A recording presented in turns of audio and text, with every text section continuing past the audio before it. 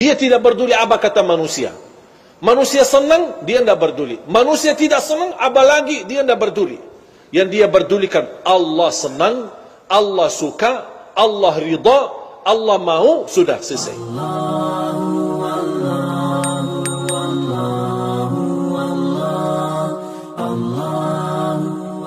Jaga pendengaran kita. Banyak isu fitnah macam-macam yang kita dengar.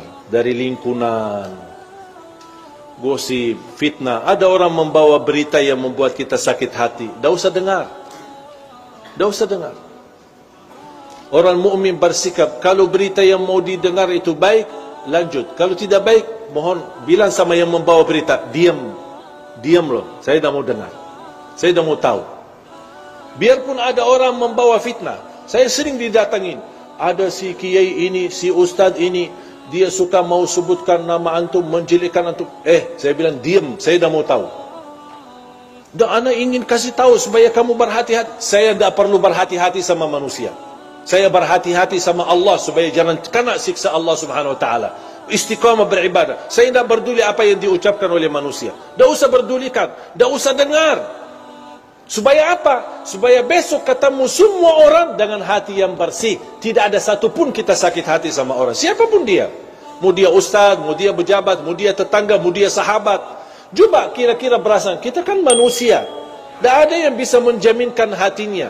Kalau anda besok mendengar fitnah dibawa oleh temanmu sendiri atau tetanggamu, kira-kira besok anda mau salaman sama dia?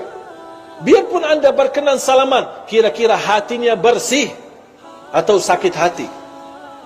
Rasul sallallahu alaihi wasallam sendiri pernah berkata, melarang sahabatnya, jangan ada di antara kalian yang membawa keburukan cerita terhadap sahabatku yang lain, karena saya ingin bertemu dengan sahabatku dengan hati yang bersih.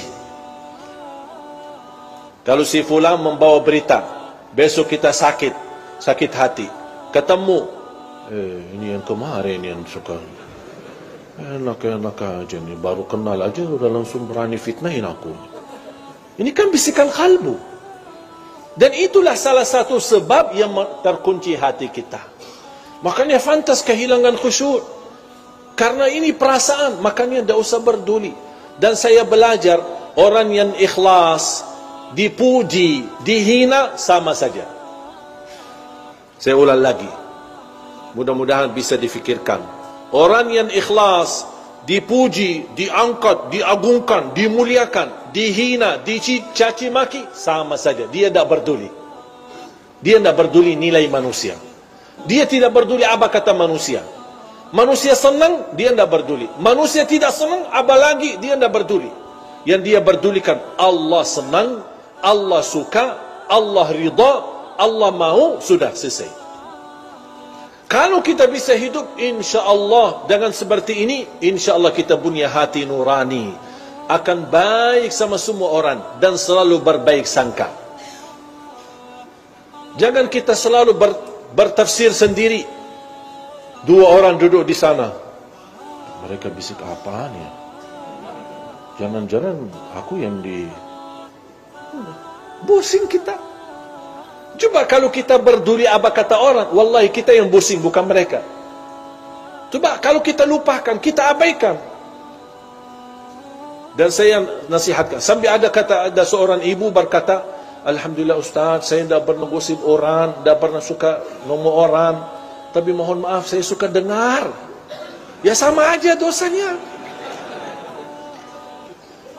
Mendengar berita, melihat berita, caci maki, urusan orang, itu dosa semua. Tidak usah peduli.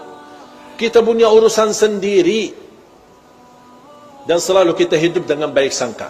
Walaupun anda melihat kawanmu yang suka di masjid, tiba-tiba masuk ke tempat maksiat, jangan anda su'uzzan. Kita tidak tahu apa yang terjadi. Mungkin dia mencari kawannya, mungkin dia mencari anaknya, yang dia dengar anaknya ada di dalam, langsung, wah, ini biasa kan yang ceramah selama ini, kok ngapain dia masuk ke situ? Langsung kita pakai tafsir sendiri, disertai dengan godaan setan, bertambah fitnah. Begitu kita dengar berita huwak yang tidak ada asalnya dan tidak ada dasarnya, Oh, ya betul. Saya kemarin lihat dia masuk ke tempat maksiat. Bertambah buruk kita. Bertambah beredar fitnah sana sini. Dan kita membawa dosanya sampai hari kiamat. Hati-hati jamaah sekalian. Makanya tutupi pandangannya. Hanya yang kita lihat tempat kebaikan, tempat masjid, majlis ta'lim, lihat Al-Quran, supaya Allah Subhanahu wa taala selalu membersihkan pandangan kita dari segala hal-hal yang tidak kesengajaan kita lihatnya. Insya-Allah terhapus dosanya gara-gara kita sering melihat. Makanya salah satu ulama berkata, kalau saya merasa hati mulai keras dan tertutup, saya berbanyak melihat Al-Quran.